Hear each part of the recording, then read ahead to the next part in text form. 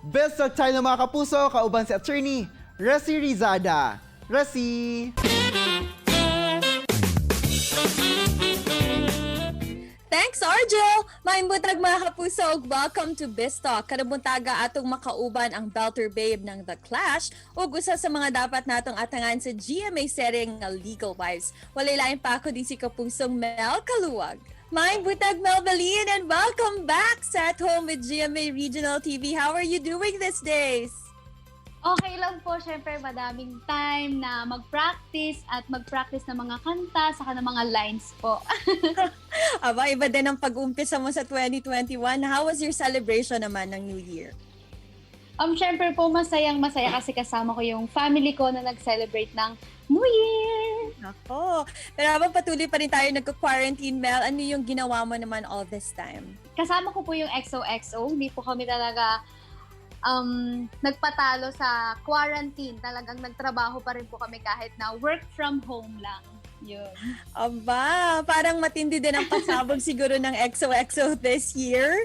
But balikan natin yung journey mo naman, Mel. No? When you started din sa The Clash, you were known as not only as the Belter Babe, but also as Kundiman Princess naman ng Bulacan. Paano ba nag-umpisa yung pagmamahal mo sa Kundiman?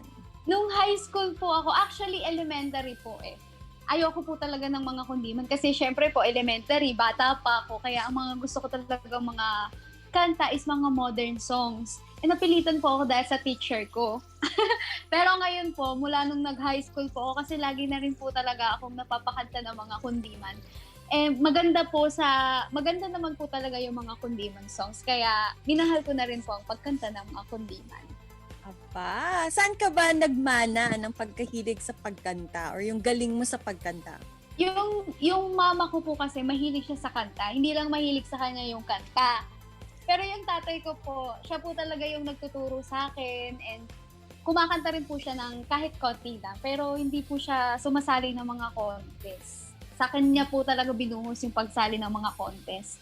Parang lahat ng pangarap niya, nilagay niya na sa'yo, Mel, right? Opo. But I'm sure marami kang experience in joining a lot of, singing competitions. Ano yung pinaka-memorable mo naman na experience? Siguro po nung sumali ako ng The Clash,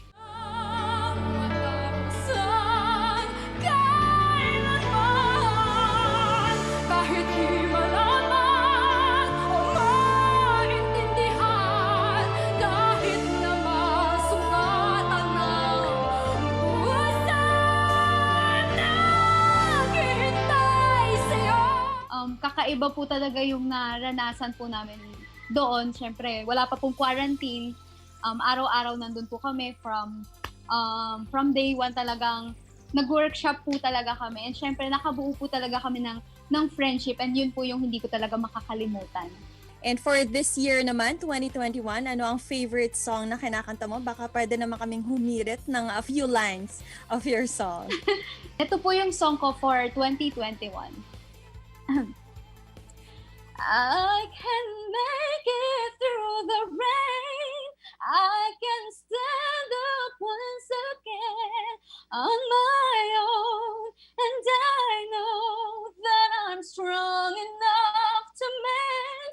And every time I feel afraid, I hold tight to my faith. And I live one more day. And I make it through the rain. Nako, parang machu-challenge kami dyan sa ginawa mo ngayong umaga, Mel. Masaya din kami para sa iyo, Mel, dahil you're part Thank of you the po. upcoming GMA teleserye naman nga na Legal Wives, right? Ano yung magiging role mo naman dito? Ako po yung classmate and best friend ni Bianca Umali po dito na talagang madaldal. How was your experience with the cast ng Legal Wives? Noong una po nahihiya ako kasi syempre mga to the highest level yung mga artista kasi mga batikan po sila eh. Pero syempre, yung part ko po, ginawa ko po and sana po naging maganda yung result. Ayan, we're so excited. Nakakaba po. Oo, paano mag-evolve sa totoong buhay si Mel at saka naman sa character mo dito sa Legal Wives. Well, please invite everybody na abangan na ang upcoming teleserye natin na Legal Wives.